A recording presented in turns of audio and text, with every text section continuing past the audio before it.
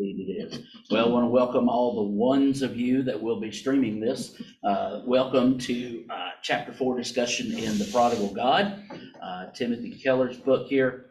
And we're glad to have Gail on the Zoom call with us today as we walk through this long, but very, I think very helpful chapter. And I read it last night before I retired for the evening.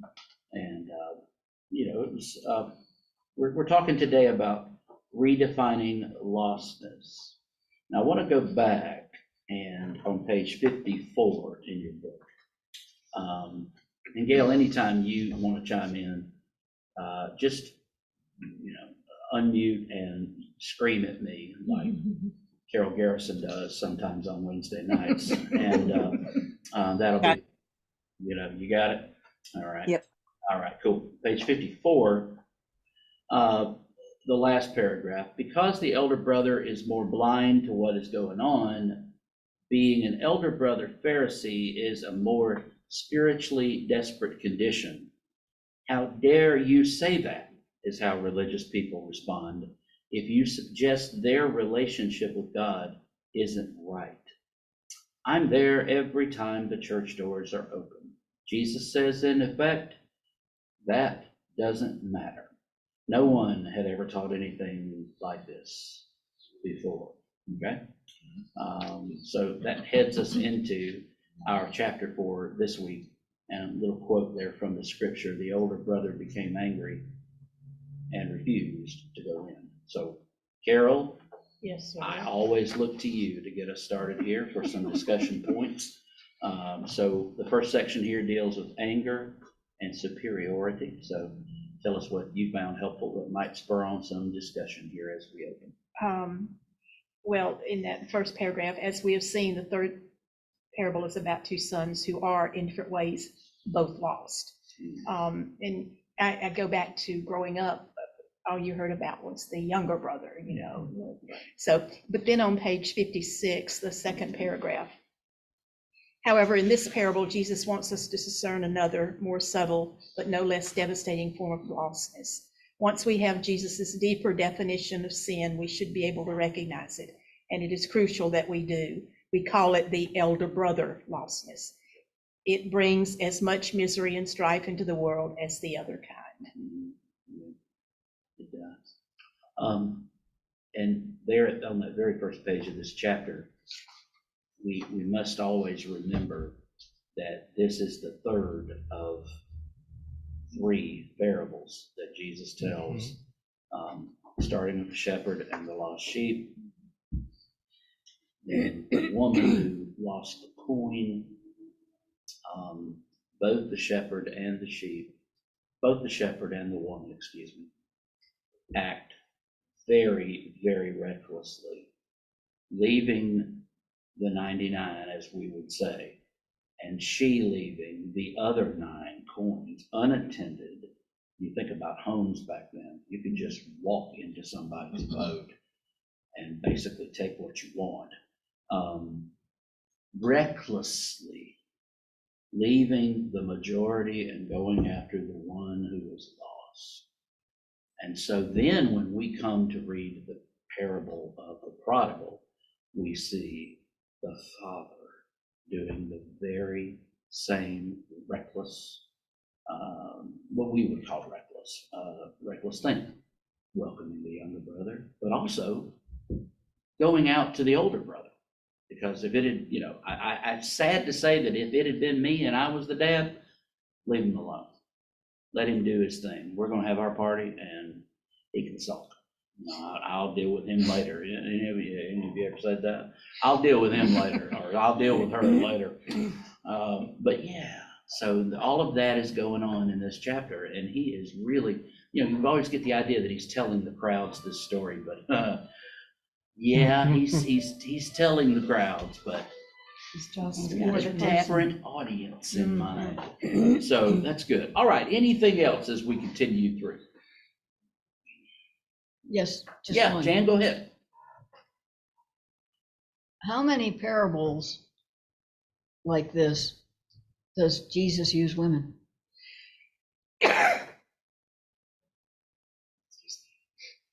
Well, the widow or the wife?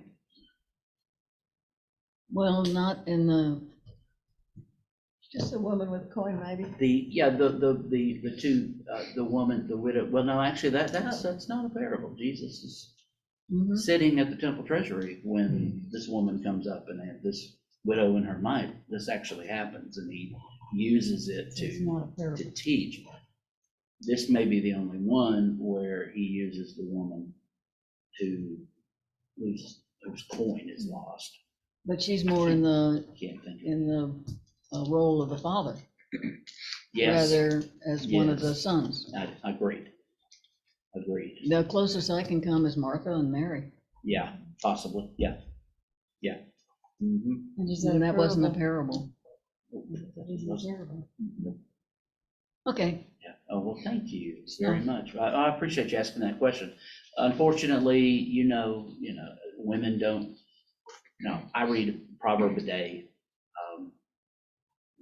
It's always my son, and we have to understand that these proverbs were written traditionally from one king to the next king, or one teacher to the next teacher. And they were all men, and it's always the woman that you got to watch out for. And it's now to be fair to that, wisdom in Proverbs and in the Old Testament in general is characterized as a woman. So that's good, but it's never, my daughter, be on the lookout for the adulterous man, because, well, the rules were a little different back then. It's about as plain as I can say it for the gentlemen and I don't know if I call them gentlemen, but for the men. So anyway, so yeah, Jan, it's just a byproduct of the culture that most of these stories are going to be slanted toward the male men, the male situation, yeah. perspective. Yeah. It's interesting too that the one parable used woman and had to deal with money. It is interesting. It is very, very Lynn and I will interesting. get even with him later. That's right. That's right. She was frugal. That's right. All right. So, but that was a great question. All right. Anything else as we going through the chapter here? Anything? Carol's got the whole book highlighted. At the Well, bottom of 56. Yeah, go ahead, Sharon. Yeah, The first sign you have an elder brother Yep. spirit is when your life doesn't go as you want. You aren't just sorrowful, but deeply angry and bitter. Hmm. The older brother believes that if they lived a good life, they should get a good life, that God owes them a smooth road if they try very hard to live up to the standards. But I think a lot of times we do that. Isn't that what the Hebrew Bible teaches? Yes. Excuse me. Yes. That's probably the very same reason Jesus gave this parable. Yeah. Yes. And there are Christians today Mm-hmm. who mimic, and that's his point. Keller's point is that there are many, many Christians who have that idea about life, and when that doesn't happen, sky is falling. And it's not just that they become, as he said, and you read, sorrowful or sad about it, or what am I going to do when you get that diagnosis or whatever. They just become angry and bitter and mad at God. And how could you do this? Is not what I signed up for. Yeah. You said, and we've got churches that'll teach you this. If you do A, B, and C, I will do God, I will do A, B, and C. Now we see this in the Old Testament. Jacob even bargains with God. Jacob says, if you will. And then God says, okay, I will. And he does. He says, if you will bless me, okay, I will. You keep your end of the bargain, I'll keep my end of the bargain. There is a little bit of that in the Old Testament. There's not a stitch of that in Jesus. It just doesn't work out that way. But again, that we can be talking about the different acts of Scripture, getting back to that kind of talk about how God was working with and dealing with Israel at that time. So, but it doesn't afflict itself. And I think one of the big cautions here is for me as a pastor and as a leader in the churches, that we don't fall to that, but also we don't know we're lost. That's to me, and I think he's going to address this as we go. Mhm. We don't know we're lost. And so we don't really understand what's wrong. And the older brother didn't think he was lost. We'll get to that. But that to me is the most insidious form of lostness, because someone who has gone the way of the younger son, or has had seasons in their life where they are the younger son, they know they're lost. I mean, you don't have to ask them. Mhm. But this other thing is, I think, one of the big diseases in the church. But if you want a gospel, and I even show, and I'll use little g there because it's not big G gospel.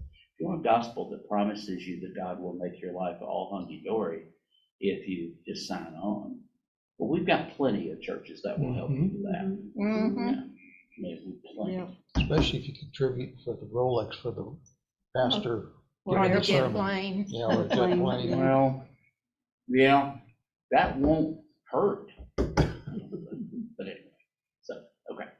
All right, moving on. What else you got? Down in the next paragraph, Yeah. you don't deserve this, you will think, after how hard you've worked to be a decent person. What happens, however, if things have gone wrong in your life when you know that you've been falling short of your standards, and you get the polls of I hate thee and I hate me? See, Mhm. there it is. Mhm. I hate thee. You go from that. I hate me. See, that is where it's grace, it's grace, it's grace, it's grace, it's grace, it's grace. That Martin Luther, he's in a corrupt church at the time, a corrupt church doing corrupt things, manipulating people with indulgences to build St. Peter. I'm glad they built it, but the way that it was built was on the backs of naive people who sure didn't want to burn in hell, and who sure didn't want their relatives to spend any more time in purgatory than they had to. Well, I'll tell you what, just sign on the dotted line, hand it over, and we'll get that done, and what a beautiful building you'll have. Martin Luther says, he reads Romans and goes, oh my gosh, and he'd read it before, he'd read it probably 1,000 times, but it hit him different. Grace, grace, it's all grace, it's nothing we do. And that Protestant works ethic creates anxiety. And when you know you're not measuring up, it's not God that you're angry at. You start to hate yourself, right? And that's why people say, it's grace, it's grace, it's grace. It's nothing that I do. We can't work, we can't earn our salvation. That is right. And as we've said before, our works are done in response to the grace that God has given us. But that's easy for me to sit here and say, but to put into practice. With the help of the Holy Spirit. Didn't you want to say I'm something? just gonna say that back when they were doing that, very few people could read and write. And all they knew was what the priest told them, because the sermons were all in Latin. And everything, so it's easy to get people to do stuff like that. Certainly. Yeah, that's good. But this thing of I hate God, I hate thee, or I hate me, I would say is probably a bit more prevalent than we might want to believe, even in our own faith family.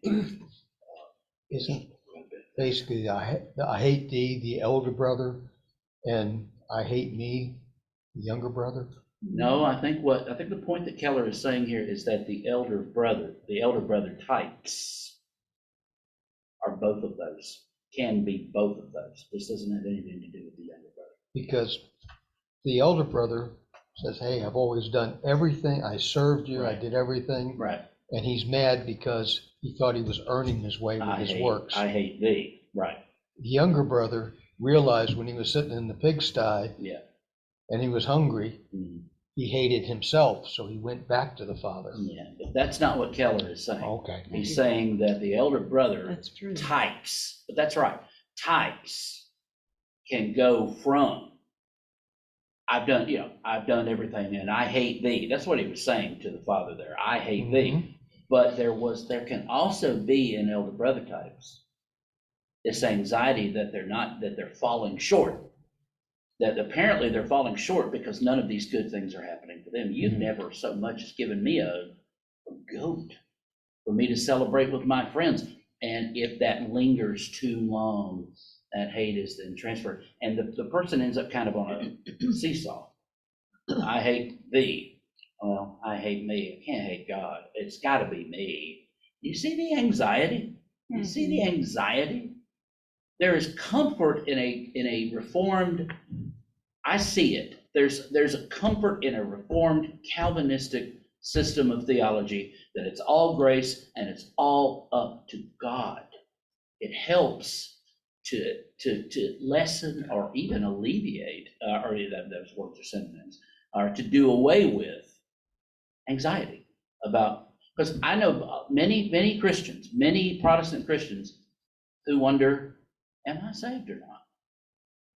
And Arminian Christians, free will, if you go through a really bad trough, you sometimes start to wonder, am I saved or not? So in a reformed Calvinistic view of salvation, well, that's not really up to you, is it? That's up to God. And once, that's where you get once saved, always saved. God's not an Indian giver. That's one I've heard right there. Once he gives something to somebody, he does. But then never mind. I read Job and then I go, well, wait a minute, but that's a whole other topic. But yeah, I mean, I think there's a lot of anxiety. I think a lot of people, whenever they're going through rough troughs, Yeah. feel like, what have I done to deserve this? And then their guilt sets in. What have I done to deserve this? And then you hear the parables of like the brides. Yep. Many are called, but few are chosen. Yep. Many are called. Yeah. Not everyone who says to me, it's Matthew's gospel again. Not everyone who says to me, Lord, Lord, will enter. You get all, at least I do. I don't know about y'all, but I get a little, I get a little. But anyway, let's keep going. Moving on. There's only 25 pages left in this chapter. All right, Carol, we haven't heard from you in an hour. Tell us. Well, that very next, elder brothers' inability to, plural, elder brothers' inability to handle suffering arises from the fact that their moral observance is results oriented. The good life is lived not for delight in good deeds themselves, but as calculated ways to control their environment. Ooh, boy. You do good deeds because you delight in doing them. It's not about, look at me, but I think that our world today is exactly that. oh, yeah. Yep. Calculated ways to control the environment. Yep. Yeah. By doing the things they think are good, even though they're not, and has nothing to do with Christianity. No. That's true. Yeah, I would agree. But even in the church, we have people who, they do the good things. And, the thing about that's so insidious about this is sometimes they believe that they're doing them because they delight in them. We believe we're doing them because we delight in them. But sometimes it is revealed that in our heart, it may be something else. And we may not even be aware of it. We may not even be aware that we're trying to control the environment. And that's what's so scary about elder brother lostness, is that, if you're a younger brother, you know you're lost. You tell everybody, I'm lost, and we love to see those conversions. We love to see lost people younger brother lost people. Those are the ones, that was Johnny Hunt. I'm telling you, Johnny Hunt was as lost could be. 12 years old, drops out of school because he didn't want to give a book report. He became a preacher. That's funny. Hey, 12 years old, drops out of school because he didn't want to give a book report. He's a hustler at pool, really good, still is. And he runs the pool hall, underage, drinking, smoking, racing, just horrible. You can't hear what you're saying when you're filming. Yeah, you can. Gail can hear me. No, we Good. cannot. But he was completely lost. And then all of a sudden, January the 7th, 1973, on a snowy night in Wilmington, North Carolina, he just went, and he was as lost as could be. By the way, that is much more prevalent for people in those spots. That kind of, but even Paul had that conversion. Even Paul had that kind of moment in the, but he was, I would say Paul was probably more elder brother lost than younger brother, but he experienced that kind of, whereas for many of us, we don't experience this, we experience this kind of like the earth. I hear it's turning. It better be, but I can't feel it. And if you can, bless your heart. So that kind of thing is really important. And so we have to be careful that we're not doing the good stuff to keep control. Did you like this apocryphal story from Elizabeth Elliot? Mhm. Carrying the stone for me. Mhm. And I love it was Peter who got snookered again. Isn't that Simon Peter? He tends to take the brunt of everything, doesn't he? At the very end, Peter and the others looked at him dumbfounded, and Jesus sighed and said, "Don't you remember what I asked you to do? Who were you carrying the stone for?" They were doing what Jesus told them to do, asked them to do, literally, carrying stones for him. But they weren't. If you ask them, did you do what Jesus said? They'd say, yes. And it's, Yeah. one thing about this story Yeah. is also that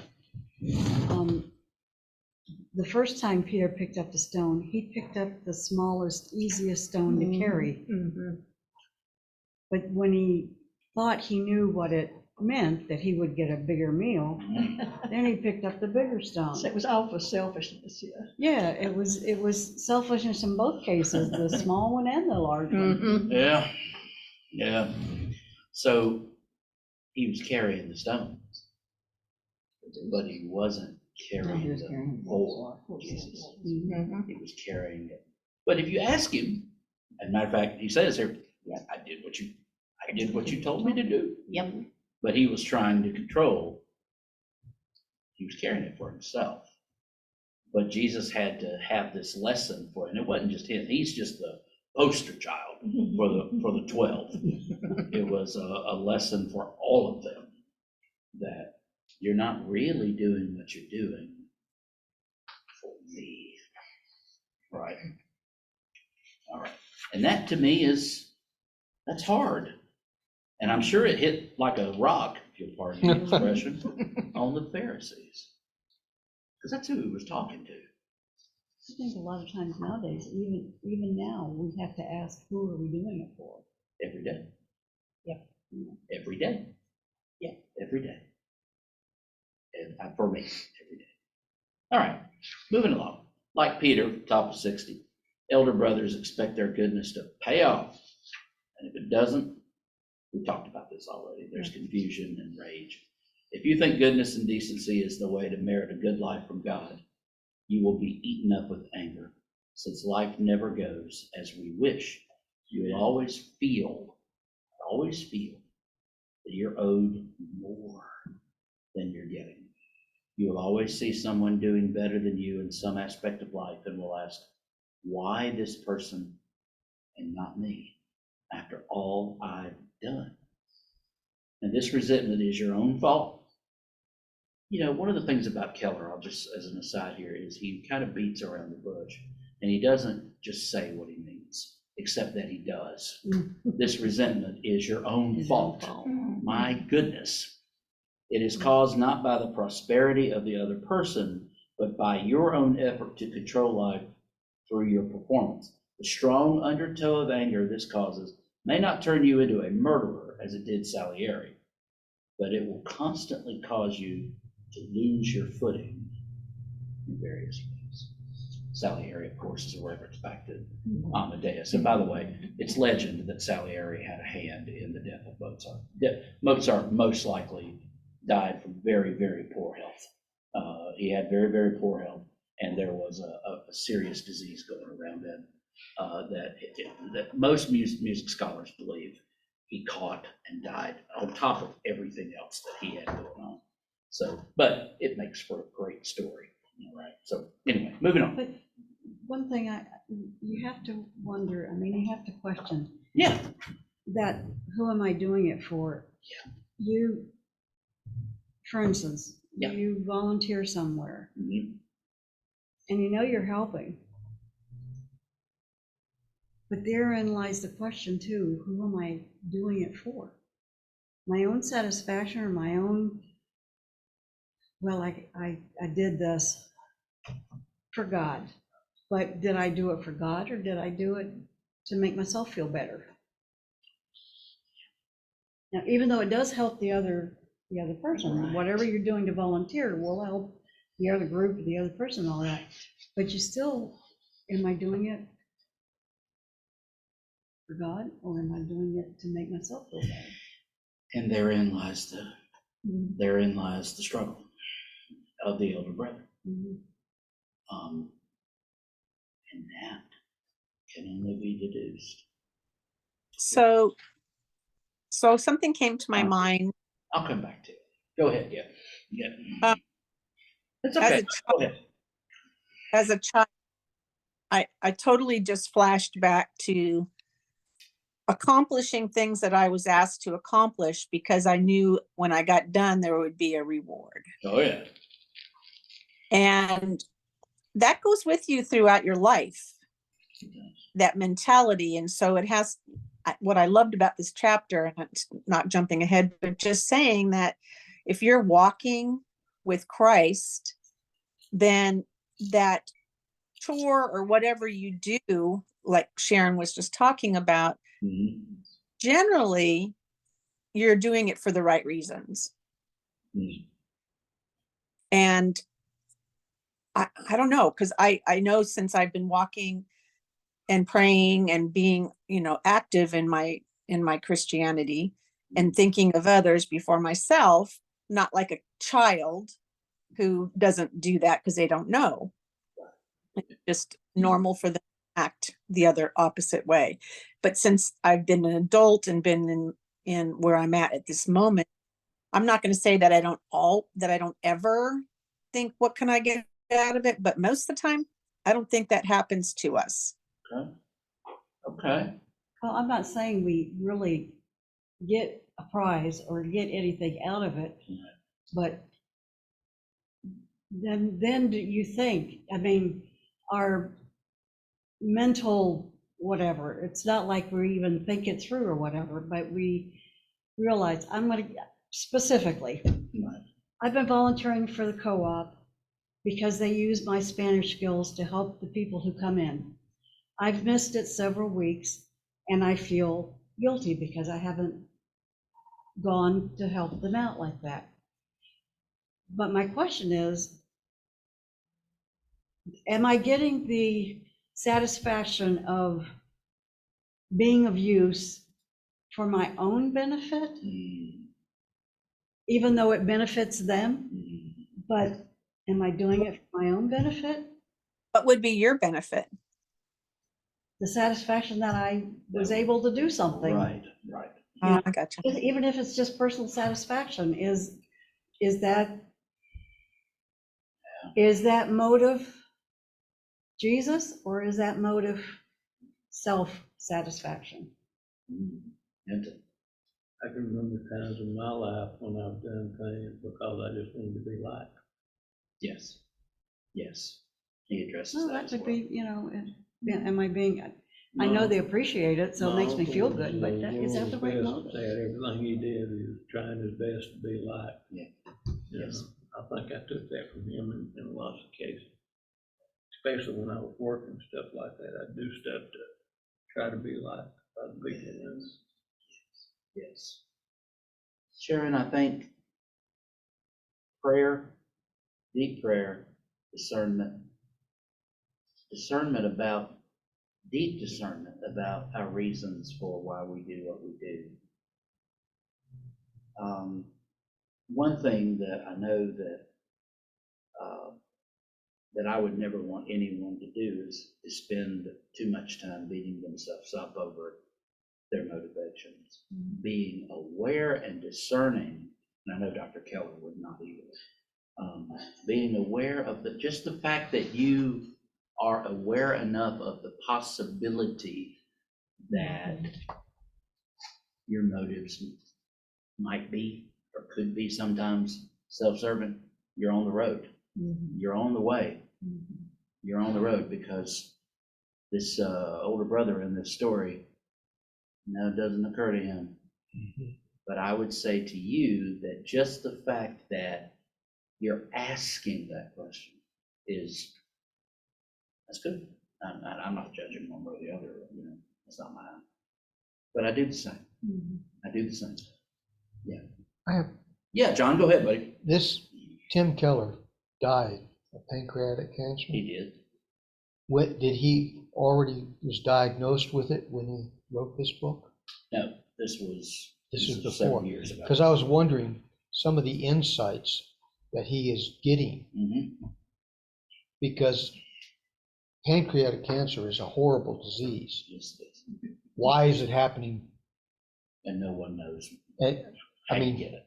and if he had that, Yeah. it would give him some great insights and be able to write stuff. When I was reading this, I was wondering, is that one of the things he had as insights from having that disease? His last book he wrote while he had pancreatic cancer, and I believe it's one that we may be penciling in for 2024. His last book was called Forgive, and it's on forgiveness. No, I And think he it'd be wrote great to do that. He wrote it, and I haven't read it all. I've read some of it, but yeah. But I understand what you're saying. It could have provided some of these insights as well for him. But this was one of his first books. Okay. It's Yeah. very good. Yeah, it's It not is bad. very It's good. not bad. Very good. But yeah, Sharon, that struggle that you're talking about,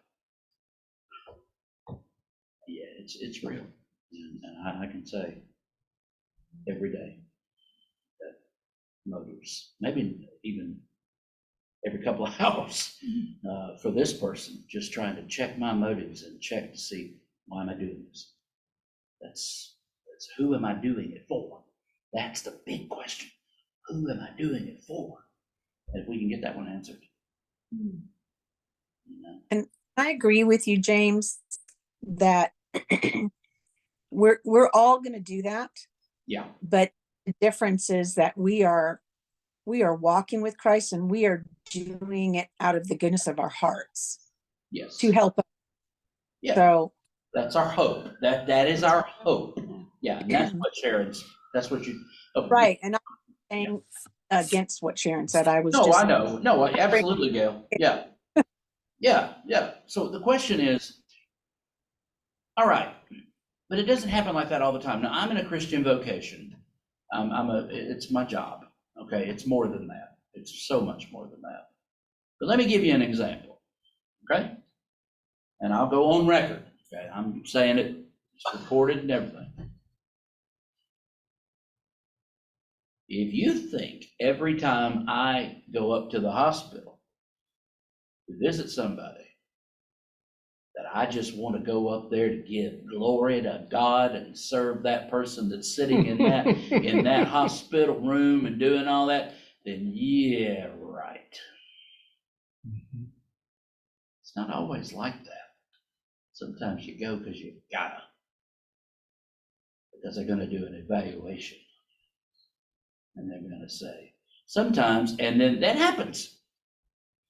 It does in any job. All of us have had job where we say, well, you got to do this. You don't want to do it. I'd rather go home, thank you very much, or I'd rather be doing something else. But you do it anyway because it's part of the job requirement. It would be reflected in the annual review. But the idea, and by the way, it's not like that every time. But I'll tell you one thing that I've started doing before. Undoubtedly, most hospital rooms I walk out of, I am ministered to more than I'm there. The pastor came to see me. Okay, that's, that's, but I end up walking out of there going, I'm glad I came. And then Jesus says, me too, and so, but that, I mean, I'm just laying it out there. So I understand. When I first got here, I was working at the co-op too, and I was a counselor. But I had to do it for a class. I was still in seminary. But I'm telling you, sitting there with these people, after a while, it became very nourishing. And not just for me, but it became, I ended up going there toward the end just because I could see the work of God going on. Not from me, I mean, it doesn't have anything to do with me, but I could just see, that, and so, but, and that's just me being honest and just saying there are some things, but you do them anyway. And I think I believe that God is pleased when we do. He's pleased. And he's not ticked off when we don't, but he's so pleased when we do. Whatever gets us out of the bed, whatever our motivation may be going into something, we never know what just being there, just doing it, just being present. So I really, when I read that, I was like, yeah. It's not just about hospital visits or anything like that, it's the day-to-day of being image bearers of God, of being salt and light with people. And how do we do that? How do we exude that? And the great thing is that there's much grace for us, much grace. So I think that's good. All right, testimonial time for James is over. So let's move back into the book here. James, Carol. Yes, sir. What you got for us, son? Well, move us along because we got a long way to go. In this page 61, where it's talking about self-images being based on hardworking or moral or members of the clan or extremely smart. Then about halfway on the page, racism and classism are just different versions of this form of the self-salvation project. This dynamic becomes exceptionally intense when elder brothers pride themselves above all for their right religion. If a group believes God favors them because of their particularly true doctrine, ways of worship, and ethical behavior, their attitude toward those without these things can be hostile. Their self-righteousness hides under the claim that they are only opposing the enemies of God. When you look at the world through these lenses, it becomes easy to justify hate and oppression, all in the name of truth. Yep. There's a lot in that paragraph. A lot of truth in that paragraph, unfortunately. And we start looking at younger brothers and saying, well, I would never do anything as bad as that. I would never. You don't have to. Over on page 63, he says, because he does not see himself, the elder brother, as being part of a common community of sinners. See, there's the key. He is trapped by his own bitterness. It is impossible to forgive someone if you feel superior to him or her. And here's one for James and anybody else that may struggle with this. If you can't control your temper and you see someone else losing theirs in exactly the same way that you did, hey, you tend to forgive them because you know you are no better a person than they. How can I hold this against them when I'm just as bad? You think. However, because elder brothers' sin and antipathy to God is hidden deep beneath layers of self-control and moral behavior, they have no trouble feeling superior to just about anyone. If they see people who lie or cheat on their wives or don't pray to God, they look down on them. If such people wrong them, elder brothers feel their spotless record gives them the right to be highly offended and to perpetually remind the wrongdoer of his or her failure. And then he goes into a story about the marriage of an alcoholic and the circle that happens there. This can't get out of the circle. The addict's wife becomes self-pity, self-righteous, bails the guy out, holds the record of his sins constantly over him, which leads him back to the bottle. All right, it's a self-defeating situation. It may be that the elder brother, to bolster his own image of himself, needed a chronically wayward sibling to criticize, and the smug older brother only made it harder for the younger to admit his problems and change his life. When the younger son comes out of his denial and the father welcomes him, the elder brother realizes that the pattern is being broken, and his fury is white hot. Right? But he doesn't know his own heart, right? We're just as self-centered sometimes, all right? But he was. And he's a grief to his father as well, in his own way. But then I have no right to feel superior. My goodness, isn't that true? We don't have a right. We don't have a right to feel superior to anybody. I agree. Anybody. I agree. Anybody. That's true. Look at our Savior. He was superior to everybody. But my goodness, you read the Gospels, you don't see it. Even in his conversations with the Pharisees, he's not being superior. He's broken about their brokenness, just like he is about ours. And he's broken. He wants them. He invites them. And he doesn't feel superior at all. And I have grown up in churches, and I've seen it. You've seen it. There are some people who walk. I'll use Johnny Hunt's vernacular here. We got some people that walk around the church like they own this place, like they own the joint. That's what he said. Said like they own this place, And I've seen that and experienced it as a layperson and as the little home church down in Austell, Georgia, Midway Christian, where I was baptized. Little church. There was a family who owned it, still do. I think literally. They live in houses all around it.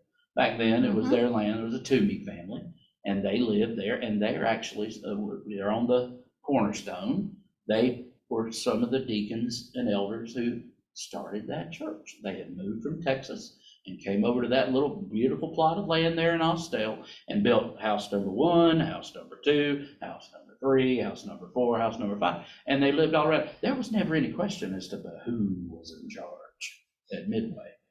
You wanted something done. Matter of fact, Jack Roebuck, God bless him and rest his soul, the minister who baptized me was hesitant to baptize me. He was. It wasn't because of anything. I was 7. I said, what was he going to say? I don't like his bowl haircut. But Mrs. Toomey, Mrs. Toomey went up to him and said, that boy wants to be baptized. You baptize him tonight. He baptized me that night. Don't tell me who wasn't in charge. I didn't say anything to her. I think my grandmother did, but she knew who to go to. But there are these people in churches, and it doesn't matter the size. It doesn't matter the size. What happens is when you get in bigger churches, then you get the small groups.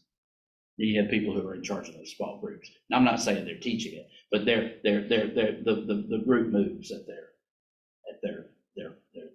tempo and all of that. It happens. Sunday school classes, it happens. You shouldn't do that.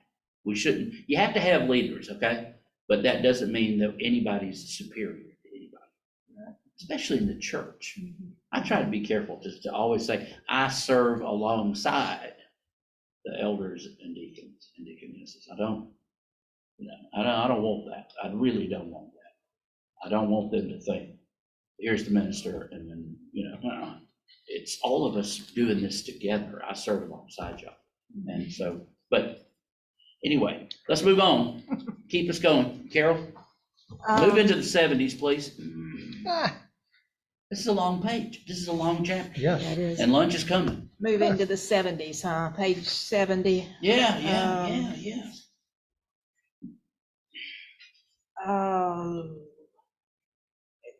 The last paragraph there, I won't read.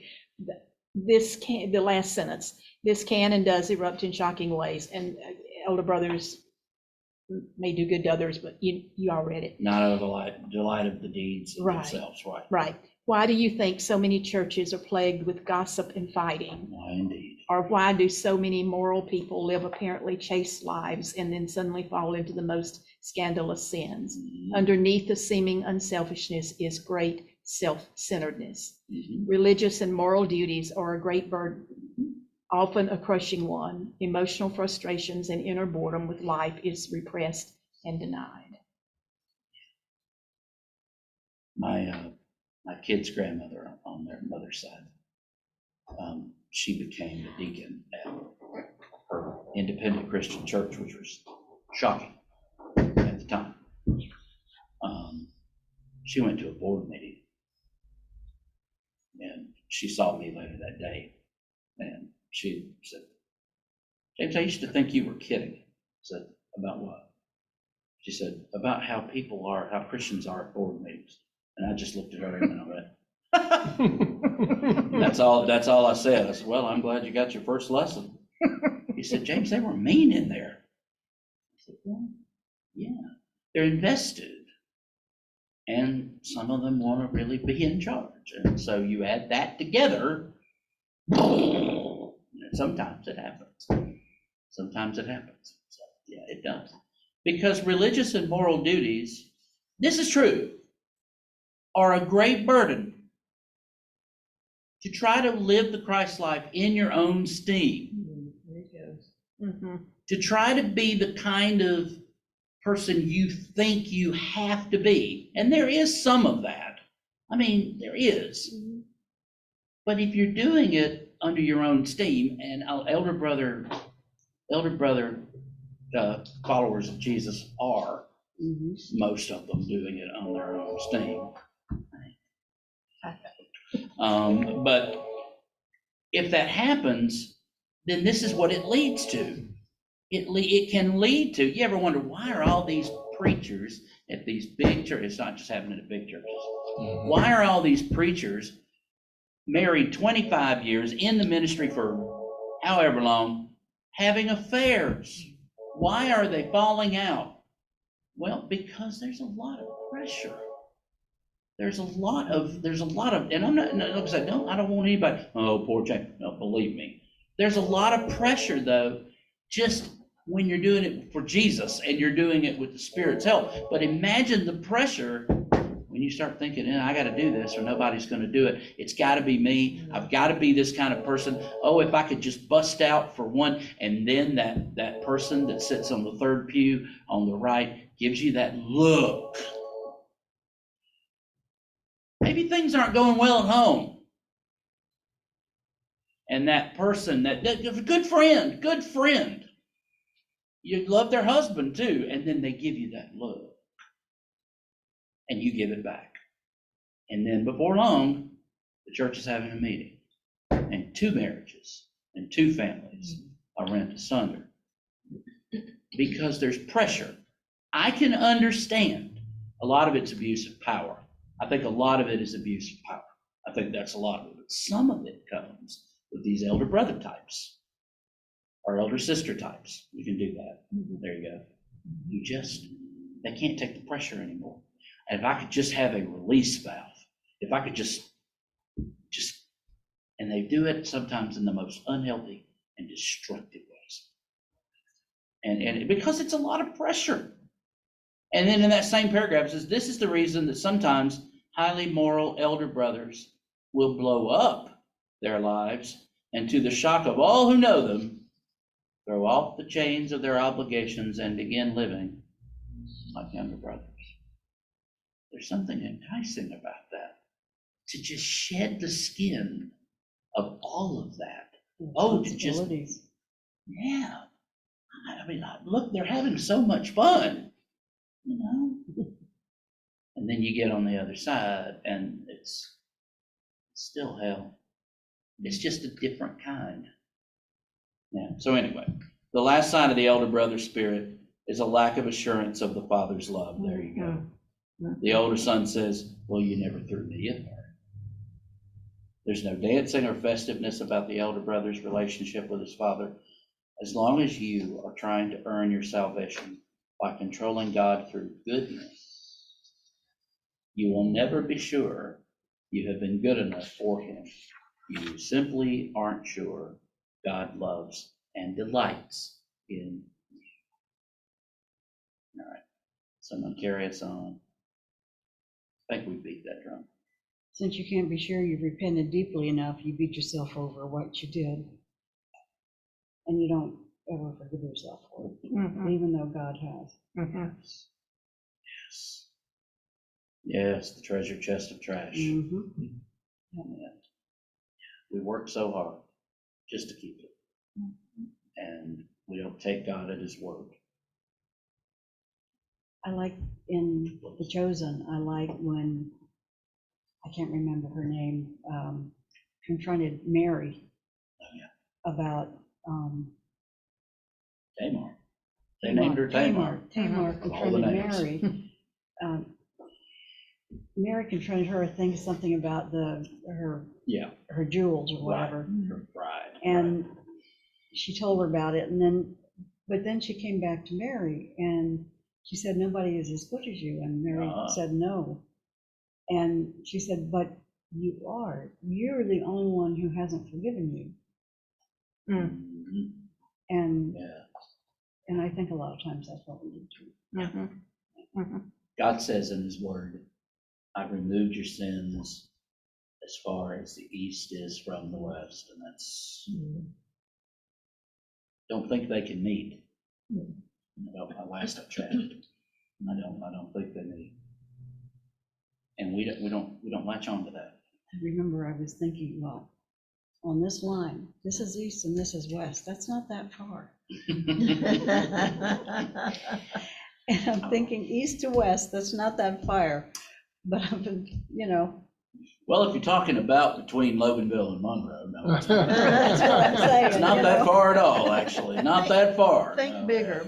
Think bigger, yeah, think a little bigger. There you go. But yeah, but you're right. But you're Between is over there. between, right. That's only in Georgia. Only in Georgia. Okay, so moving along, let's go to the bottom of 72, because I think this is important. But perhaps the clearest symptom of that lack of assurance is what he's talking about, is a dry prayer life. Though, and boy, this one, whap. I mean, though elder brothers may be diligent in prayer, there is no wonder, awe, intimacy, or delight in their conversations with God. And then he says, think of 3 kinds of people. A business associate you don't really like, a friend you enjoy doing things with, and someone you're in love with and who is in love with you. Your conversations with the business associate will be quite goal-oriented. You won't be interested in chit-chat. And with your friend, you may open your heart about some of the problems you're having. But with your lover, you will sense a strong impulse to speak about what you find beautiful about him or her. And these 3 kinds of discourse are analogous to forms of prayer that have been called petition, which is normally where most Protestants, not all, most Protestants stop. Lord, this person is sick. By the way, petitionary prayers are very, very important. Very important. I believe in the power of petitionary prayer. Absolutely. Lord, this person is sick. This person is sick. This person is sick. This person's got this going on. Lord, help them. Lord, help them. Lord, help them. Lord, help them. Lord, help them. Petition. Confession. Well, that's just something Catholics do. We don't go to confession. We don't, we don't do it, but we better. Every We better day. at least go to God. There's a confessionary petition, if you will, in the Lord's Prayer. Forgive us our sins, or forgive us our trespasses. Another translation, forgive us our sins, as we forgive those who sinned against us. It's the same, trespasses, sins. But the adoration piece, just praying just to spend time in God's presence, luxuriating in who he is and what, and all of that. That's where it just doesn't happen a lot for a lot of us. And still on the. Yeah, Mhm. yeah. And I think one of the best places to do something like that is outside. Mhm. Adoration, I'm gonna make up a word here, Gail, you're a teacher. Adorationary prayer, that is so not a word. Adoration prayer, I believe one of the best ways we can see the beauty and grandeur and glory of God is to look. Look. I like, Well, thanks, Gail. look, Even here, when this is when we get the blooms over here, and you don't have to go to the mountains. It's good to go to the mountains. I love the mountains. But just look out. I mean, look at the leaves on the tree here by the church, changing into those beautiful fall colors. And you don't have to say anything. Silent prayer has been hard for us Protestants to come around and embrace. We don't see the sense in it. It doesn't make it, see, we want something that makes sense, all right? But adoration, when you're in love, I mean really in love, doesn't make any sense. Doesn't make any sense. It's not supposed to.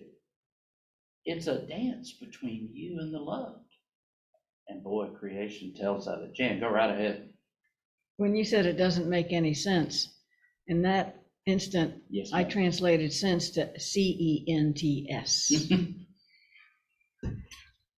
I see exactly what you're saying. Mhm. Yeah, right. Can't quantify it. Okay, yeah, doesn't pay off. Yeah, That's it. to just be in the presence of God. Praise and adoration is what I Yeah. would consider. We think we got to be doing something, so sing. Okay, fine, sing your heart out. Yeah, I love singing. That's a good prayer. It does make It a good does. prayer. Mhm. But right out here. I mean, just sit. When I would go over to Ignatius' house, I haven't been in so long, and so my days were filled with silence when I would go on a silent retreat. Couldn't talk. So they have this beautiful library on the campus there, right it's at the top of the big hill. Chattahoochee's down at the bottom. Mm. And I went in the fall, this time of year. And I mean to tell you, those trees were just full of colors, and the sun would blast through them. And I would just sit. They had this really comfortable recliner. And you just sit in the recliner and just bask in the presence of God. And when I couldn't stand it anymore, I'd pick up a book and start reading, which is okay too, in the silence. But just look around. The earth, the heavens are telling the glory of God. Mhm. And that is so true.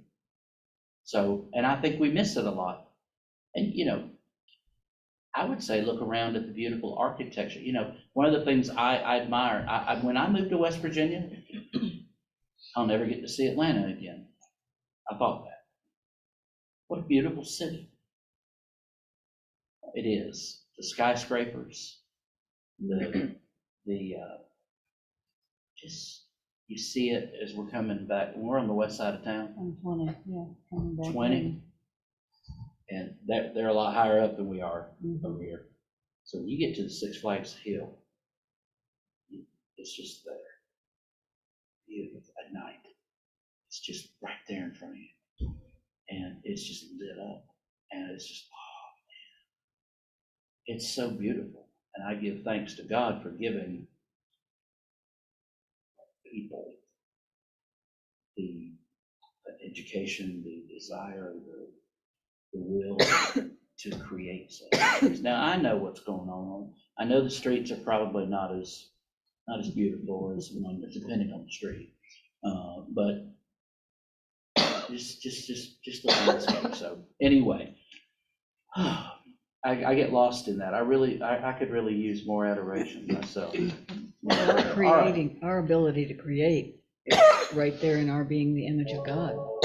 Mirroring God. That's right. That's great. Okay, so let's go to the end of the chapter because it's 12. And here we go. I want to take us out with, starting on page 80, the second paragraph. Most people who follow the philosophy of individual fulfillment and self-discovery do not make a shipwreck of their lives like the younger son.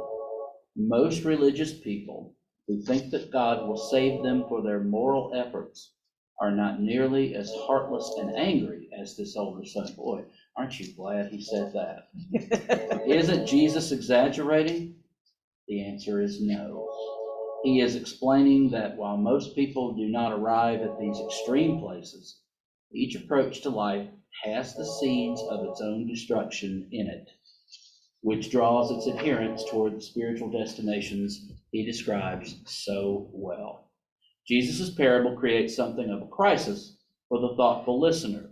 He has vividly portrayed both of the world's two spiritual paths, the basic ways each offers for finding happiness, relating to God, and dealing with our problems. However, he exposes them both as profoundly mistaken, as dead ends.